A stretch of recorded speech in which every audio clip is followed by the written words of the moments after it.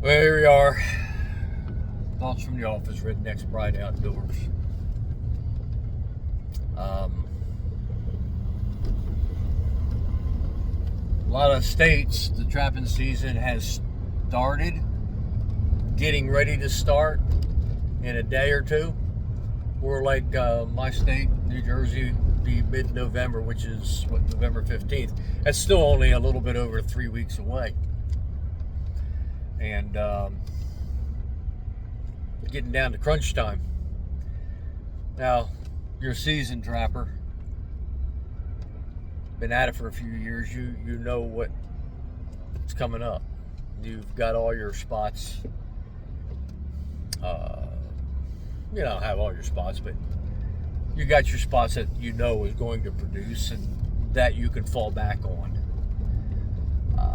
If you've got new ground, you also know with new ground it's going to take you a season to figure it out. And you've been over that hump. You're not in the you're not behind the 8 ball to speak of. But if you're a new trapper and you have 1, 3, 4 weeks left before the season starts, and you haven't done your scouting, and you haven't gone out and checked things over, you just sunk that 8 ball in the pocket, my friend. Chances are. When it comes to trapping, there's very, very few naturals. I wish I could say to you that I'm a natural. Wish I could say to you that, it just came so easy to me. But the truth be known, this stuff can be complicated. All right? When you've never trapped before, it can be complicated until you figure it out. And you start to figure things out, and you start to learn it, and then it becomes, stop overthinking it. You're not building a rocket. Keep it simple, stupid. All that stuff that you hear the old timers say. And just like you've heard me say before, when they first started out, it was rocket science. Unless they had somebody teaching you from a very young age, going out with dad, grandpa, uncle, whatever. When you first start out by yourself, by your lonesome, it can be rocket science. But just like driving, you learn it, then you stop thinking about what you learned and you just do it. Now, here in New Jersey, for fox and coyote, we can only use cable restraints.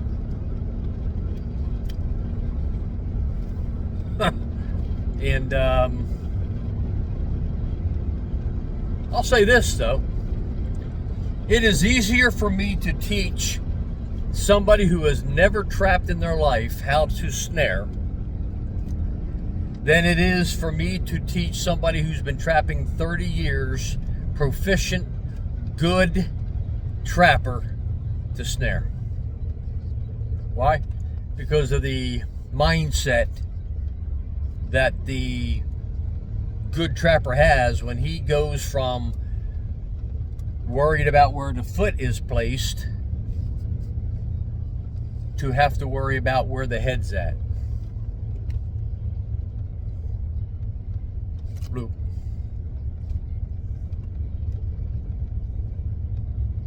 That's what he's got to put his head through. Fox, for us, for me, is anywhere from a 6 to 8 inch loop. 6 to 8 inches off the ground. Coyote, I usually go a 9 or a 10 inch loop. 10 to 12 inches off the ground. Raccoon, I'm a 5 to 6 inch loop. 6 to 7 off the ground. I had to learn them the hard way. I had to, I started out as a foot trapper 50 years ago. Then we lost the foothold. in 1984. We had until 1986. Well, the season of 1986, we went to the cable restraint or the snare. That was our first year using it, and I'm gonna tell you what. I went the whole season, November 15th to March 20th, without catching a stinking raccoon or fox in a snare. My first year. But then the light bulb went on. The last 5 days of the season. Yeah, I know, trapping fox that late in the season, but you don't understand. I went from catching a bunch of critters with the foothold to catching nothing in the cable restraint. And the reason was simple. Now I look back on it, I know exactly why I couldn't catch a cold in Alaska with my pants down with the cable. But you see, that last 5 days, the last 5 days, the light bulb come on, and I realized what it was I was trying to do and what it was I needed to do. You see, that whole season, I was trying to make cable the same as foot traps.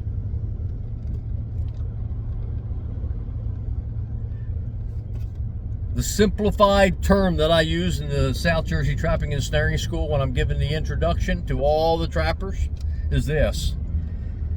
You foothold trappers, the first thing you've got to do when setting cable, you notice I said setting, not hanging.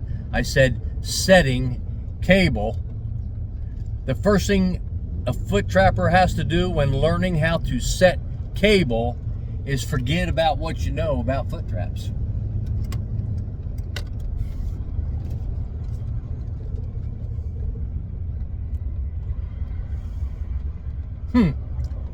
Boy, a lot of eyebrows just got lifted up there. Now, I didn't say forget what you know about animal behavior and habits. I didn't say that. I said forget about what you know about setting foot traps. You see, setting foot traps for the most part, not all the time, but for the most part, unless you are blind setting a foot trap, Larry Two Sticks, pay attention. I'm laughing. Larry Two Sticks doesn't have to pay attention. He knows what he's doing. But unless you're blind setting, okay, typically with a foot trap, we're bringing the critter to us. Now, we're still going to be in the general location. We're still going to be in the general area. We're still going to be in that area in which the animal comes into. But to get him to put his foot down or her foot down where we want it to, we're using a bait or a lure or some type of attractant, whatever. It could be a fresh dirt, it could be a hole, it could be a visual, it could be anything, okay?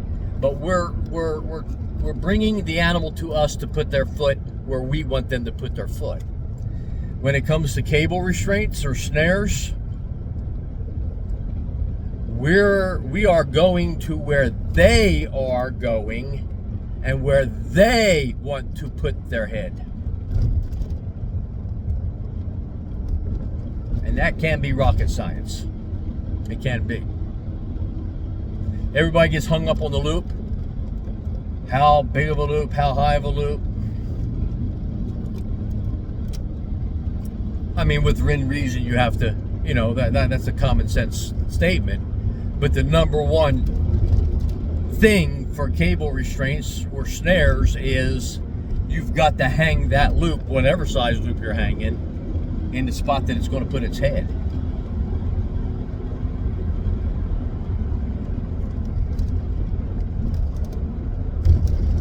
Which means you, as a New Jersey snareman or any state, we can only use cable restraints for upland, and we can use snares for beaver and muskrat and mink. But when it comes to upland, fox, coon, coyote, what have you, we have to use cable restraints, which is no different. You set them the same way. I've been hanging, I've been setting snares for going on 37 years now, as the only tool we have for fox and coyote. And I personally rather set a cable restraint than a foot trap. I like foot traps, but I'd rather set a cable restraint or snare. And getting back, when you snare, plus I snare year round in my wildlife control business and fur trapping, so you get a hang of it, you get to looking at things, you get to seeing things different. And when you're a simple redneck like I am, who is get her done no matter what you got to do type mindset, there is no ABC. It's only what works and get it done mindset. The most important aspect to me, and I could be wrong, but the most important aspect of snaring is location and the exact spot. So the location puts you into the area, the exact spot puts you on to where you're going to hang that loop.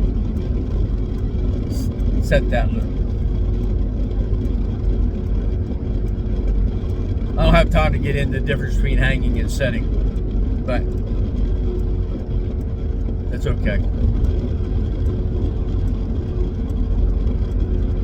So as the season's coming up in New Jersey, here we got about a little over 3 weeks, and you're brand spanking new. I talked to quite a few new trappers that just took their course back in the spring. They got their license and they're raring to go. Talked to a couple more that just took their course back in September. They're raring to go. And we got two more courses coming up next week and the week after, or this coming weekend and the week and after that. And they'll be raring to go. And I'm going to tell everyone listening, everyone, just like I told them, that's not good English, got tongue-tied, whatever. Good thing I don't care. No, I'm not going to take a new take. I'm going to just bumble through. But anyway, what I tell them all, get your butt out there, find the locations. Now you go out there, you see a bunch of coon tracks. Hot dogs! You find a bunch of coon tracks. Then you wait 10 days. And they ask me, what happened? Well, the coon, wasn't that many coon in the first place. A few coon leave a lot of tracks. And on their circuit, it took them 8 to 10 days to come back.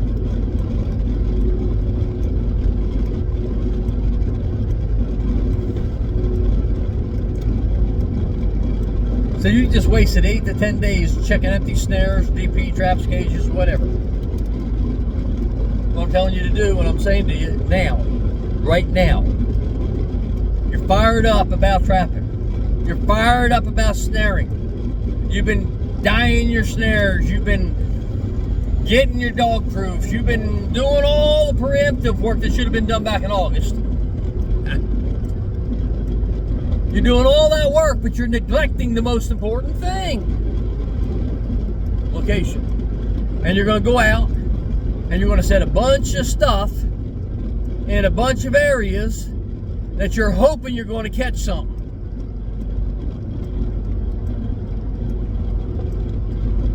My philosophy is, I don't want to hope I'm going to catch something. I just want to know how long it's going to take for me to catch something. So go out there. Find those hot locations. If you got a trail camera, put it on video mode. Put some bait in that trail, or just hang it on the trail that you can watch, that you suspect the raccoons or the foxes or the coyotes are running up and down, or the beavers swimming around, or the muskrats are climbing up on logs, or whatever. Okay, you got my point. Hang the camera up. Watch the body language. Watch the body movement. Watch the head position. Watch the head position on high ceiling, no ceiling, open ceiling. Small trail, open trail. The more you watch body language, The more you watch the critter, the more you understand what the critter's going to do in certain situations, at that point, you will start to understand what loop size and height you need.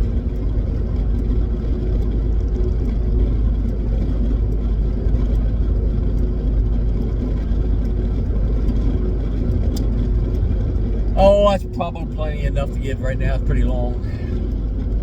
Normally I have a counter on my phone. I can see how long the video is, but this new phone, it doesn't have a counter on it, so I have no idea how long I've been talking, and I've probably been jawing for a while. So with true Redneck's Pride Outdoors fashion and tradition, I'm going to leave it here. Get out there, guys and gals. Get out there. See what's out there, then believe what you see. Redneck's Pride Outdoors, thoughts from the office. I'll see you next time.